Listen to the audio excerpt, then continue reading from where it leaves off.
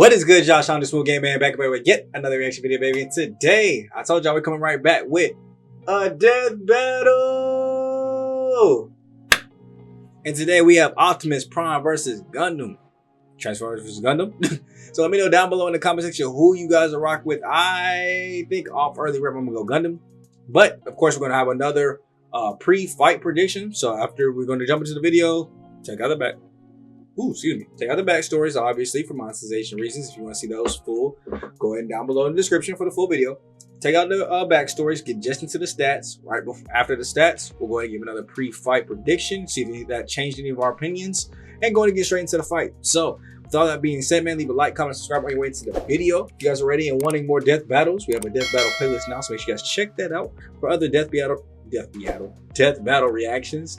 Just in case you guys want to see me react to some other ones that I've already done on the channel. We have, I think, 40 deep in that playlist too. So like, there's a lot of them. So make sure you guys go check that out. Let's go ahead and just get into these stats and see who's about to win this fight. Across this vast world of different nations with different people, it is the clash of opinions which truly divides us. However, there is one universal truth which absolutely everyone can agree on. Giant robots are freaking awesome! Like Optimus Prime, the original G1 Transformer. And the RX-78-2, the original Mobile Suit Gundam. These aren't just any robots, they're the old school classics, the first of their kind, and we're in for a robo battle of East versus West. Well, Optimus was originally a Japanese toy. He's Wiz and I'm Boomstick. And it's our job to analyze their weapons, armor, and skills to find out who would win a death battle. The way he just interjected there, stopped it. He said, well, I mean, what's Japanese? Oh,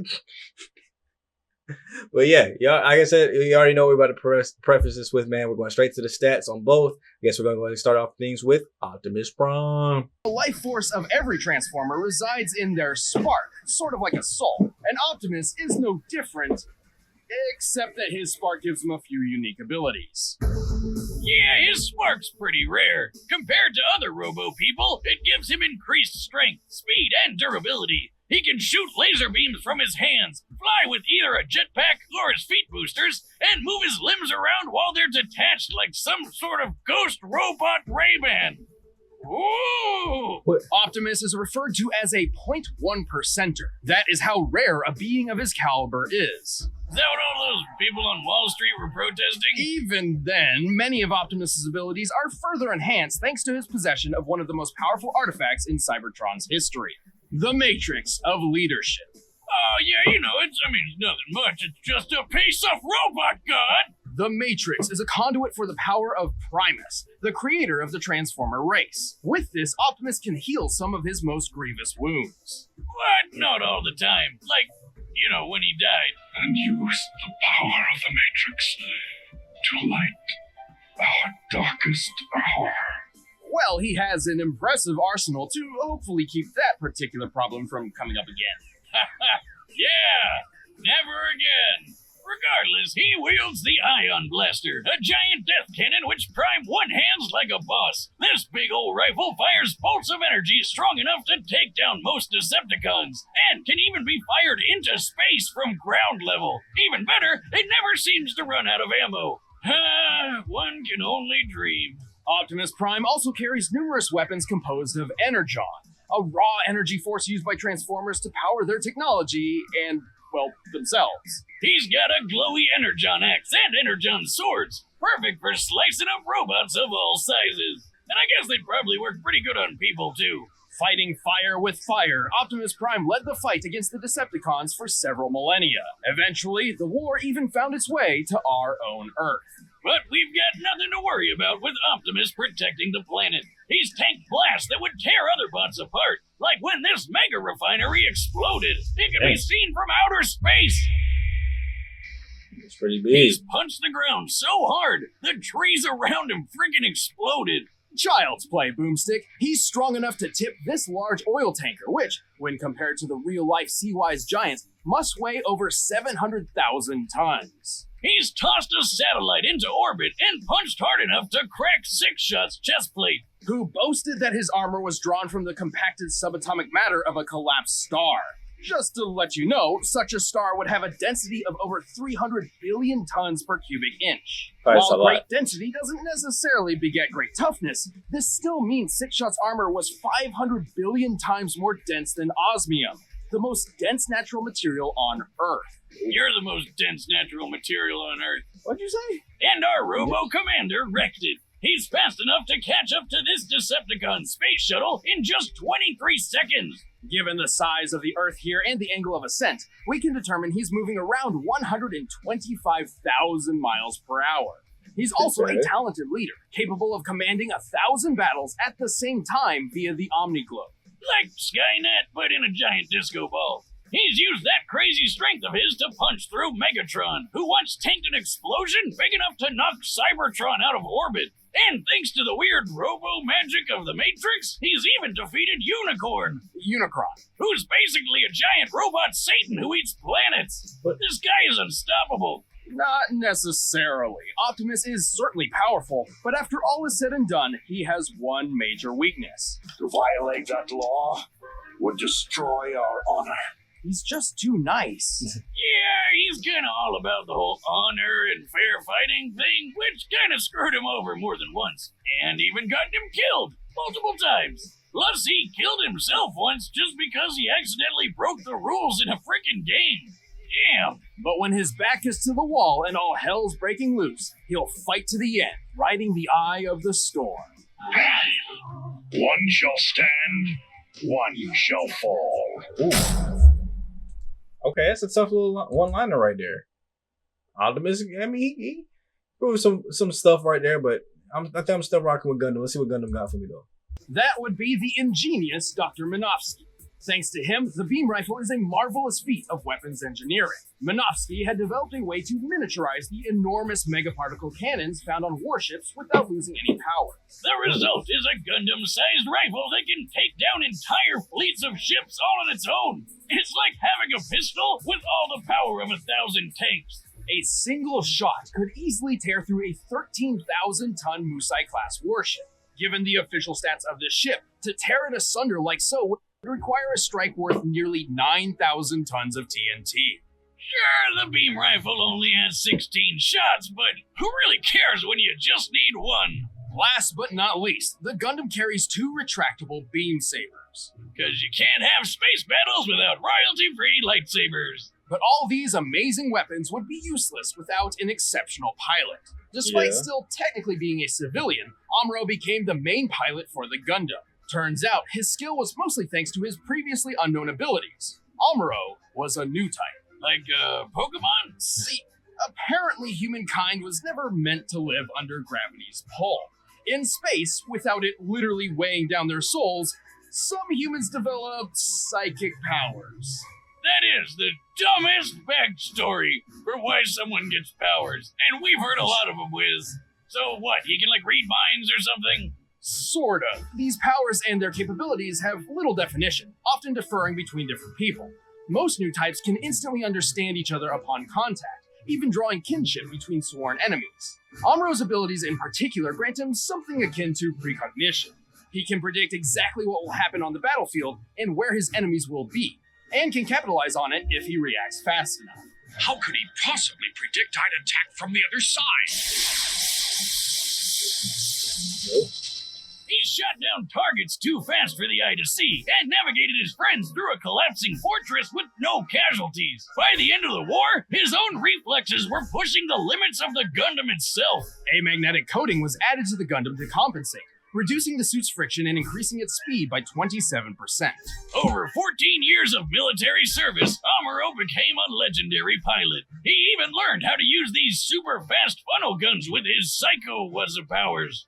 Speaking of speed, the Gundam is comparable to the red Zaku piloted by Amuro's rival Char, which is 3 times faster than the standard green model. During the first large-scale battle with mobile suits, a Zaku flew through the battlefield in 7 seconds.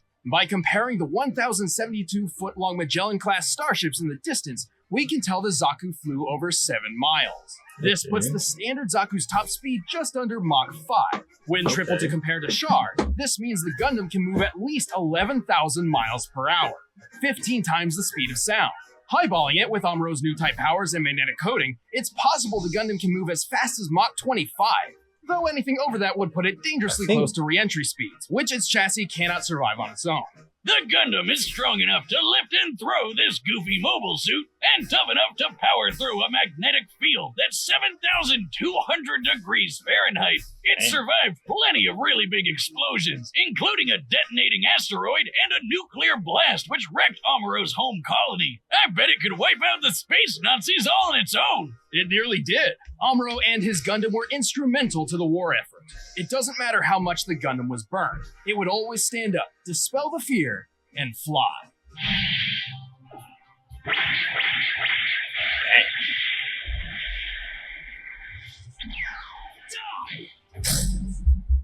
Oh, but he said a one-liner, die. Nah, because I was trying to remember. I think they said Optimus moved 100. Didn't they say 100,000 miles per hour? So I think, no, I think he said 125. I think Gundam's moving faster. We're rocking Gundam. We're rocking Gundam, though. That's my final answer for this one. So we're going Gundam before the fight. Let me know down below who you guys are rocking with. Optimus Prime or Gundam. Let's go ahead and jump straight into this fight and see who's going to take home the cake. Ooh.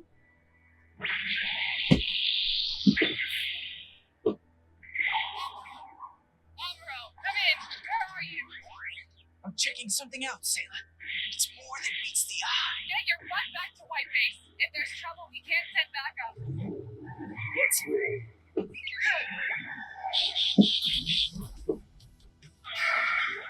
It's an enemy!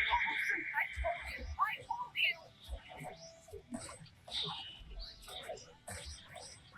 That's too fast!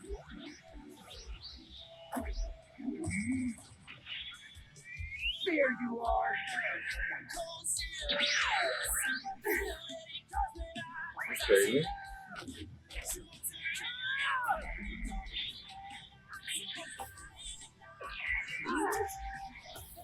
My old Decepticon, I have been in battle for countless eons. Let's have more battle action.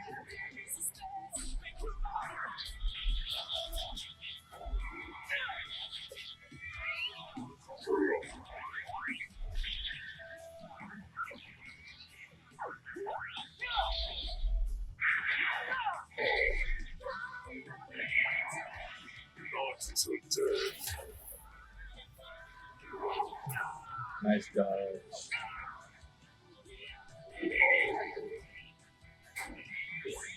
Only one shot left.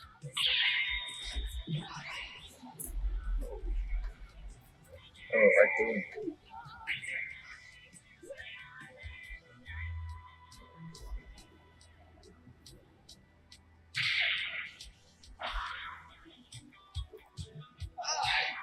I hate gravity.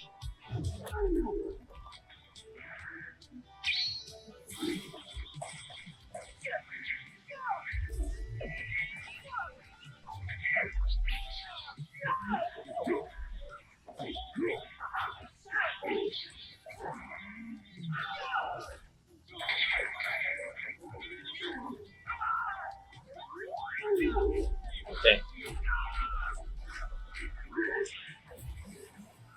I ain't seen Optimus hit that.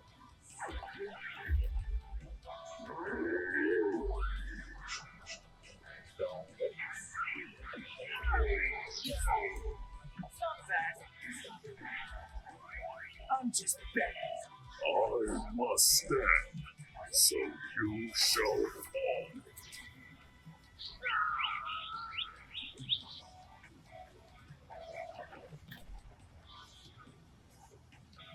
Okay, never mind.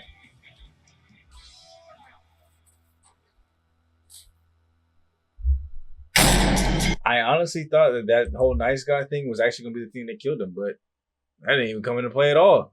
More random facts they just threw out at me. Well, this L, man. Shout out to all the Optimus Prime voters. KO! He's got the touch! He's got the power! The Gundam was an impressive machine, and Amuro was a skilled pilot, but Optimus's millions of years of battle experience completely overshadowed Amuro's 14. Also, we already know that Optimus was over 6 times faster and 9,000 times stronger. Holy hell! Who knew Optimus was so freaking buff? But the Gundam held plenty of its own advantages. With Amuro's super future sense powers, he could keep up with Optimus's speed. And with the Gundam's firepower, who cares how much it could lift? Unfortunately, the Gundam's limited ammunition meant this couldn't last. And even then, Optimus could certainly survive a shot from the beam rifle. Remember that refinery explosion Optimus survived? The one you could see from outer space? This blast left an enormous gash on the planet Cybertron. To measure the power of this explosion, we needed to compare it to the curve of the planet. Now, Cybertron's size is pretty inconsistent throughout G1 Transformers history, but even when using the alternating sizes between the cartoon and the comics, the blast is far more destructive than the beam rifle in both cases. And Optimus just walked right out of that bitch. And this isn't some weird outlier just out of the comics either. In the cartoon, Megatron survived a blast that pushed Cybertron out of orbit, and he's pretty comparable to Optimus. To be fair, the Gundam boasted some impressive durability feats too. Like when Amuro accidentally blew up a Zaku's nuclear reactor right in his own face. Hey, give him a break. It was his first time. This explosion created a hole in the space colony which sucked out Amuro's father. Whoops. On the bright side, he's gonna save some money on Father's Day gifts, right? And with his heightened mind, we deduced the scope of the explosion. It's over 150,000 kilotons of TNT. That's 10,000 times more powerful than the bomb that dropped on Hiroshima, but still nowhere close to the refinery explosion Optimus survived. Also, the Gundam couldn't dodge Optimus's ion blaster forever. It was fast enough to strike targets in orbit from ground level. That puts its laser speed over 3 million miles per hour. Even when he knew it was coming, Amuro couldn't react quick enough to dodge or block anything that fast. And even then, Optimus's time in the Omniglobe proves he can think way faster than Amuro.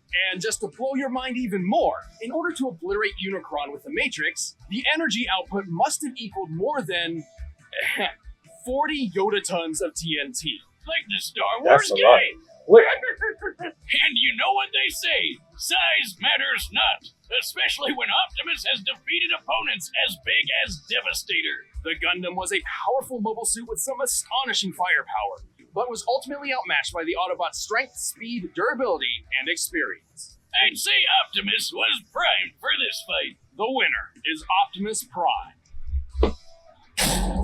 Honestly, the way they were describing them stats, it looked like it shouldn't even been close. It looked like low-key Optimus was just playing with him. Like, if that had low-key been Megatron, he might have got him up there in 0.2 seconds. Like, Optimus was trying to make it fun and lighthearted for us. So, I don't know. I guess I agree with that one, man. I mean, it was a pretty hard L to take, pause, but, I mean, it is what it is. Let me know down below if you guys caught the dub by guessing right there for Optimus Prime. Let me know other death battles you want to check out. Look at that playlist to see if I've already done some of the ones that you might ask for. Go back and rewatch those old death battles. And let me know new death battles we can go ahead and check out for you guys. So, hope you guys did enjoy. It's me, your boy Sean Too Smooth. Back Avatar King Leo. I'll catch you guys in the next video, man. I'm going for the day. Peace.